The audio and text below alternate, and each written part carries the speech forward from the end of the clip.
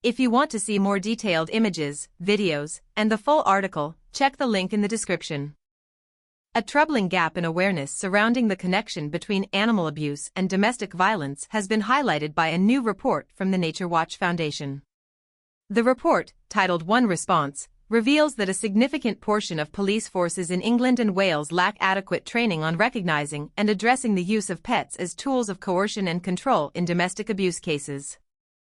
A concerning statistic emerges: only 60% of police forces incorporate this crucial element into their officer training programs.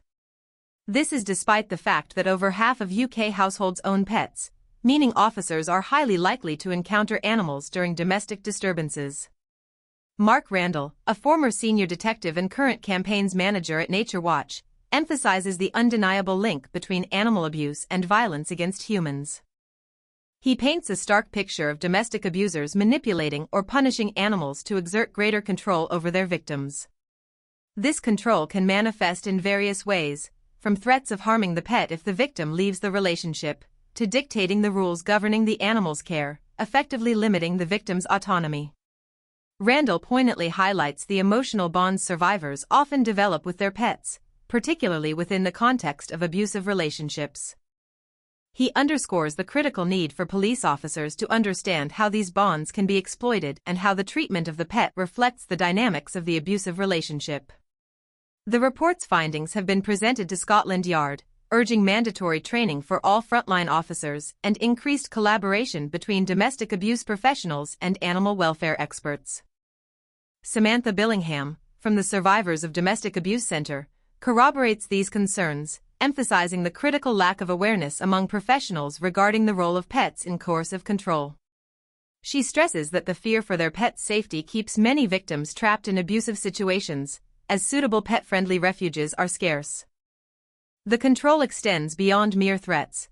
Pets often become victims of direct abuse and violence, serving as pawns in the perpetrator's relentless pursuit of dominance.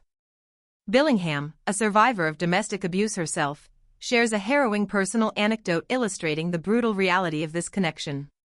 She recounts how her abusive partner killed their pet bird and presented the lifeless body to her as a chilling demonstration of his power and control.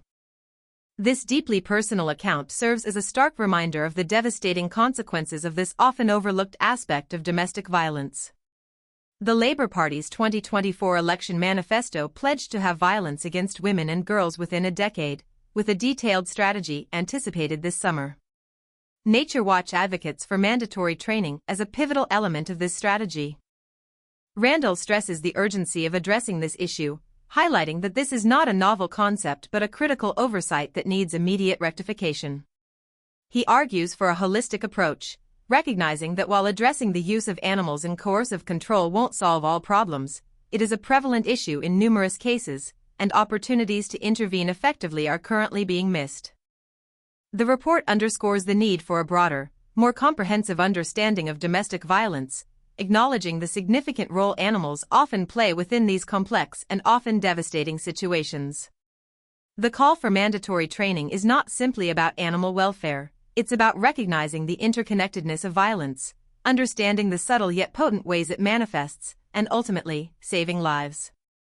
The lack of this training represents a significant failure to fully protect vulnerable individuals and their beloved pets, a failure that the report aims to remedy by urging immediate and comprehensive change. The pervasive nature of pet ownership in the UK, coupled with the documented link between animal cruelty and domestic violence, necessitates a fundamental shift in police training and a renewed commitment to recognizing the intricate ways in which abuse manifests.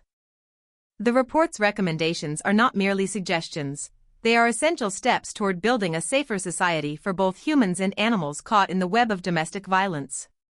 The heartbreaking stories of survivors like Samantha Billingham, coupled with the statistical evidence presented by the Nature Watch Foundation, paint a compelling case for immediate action.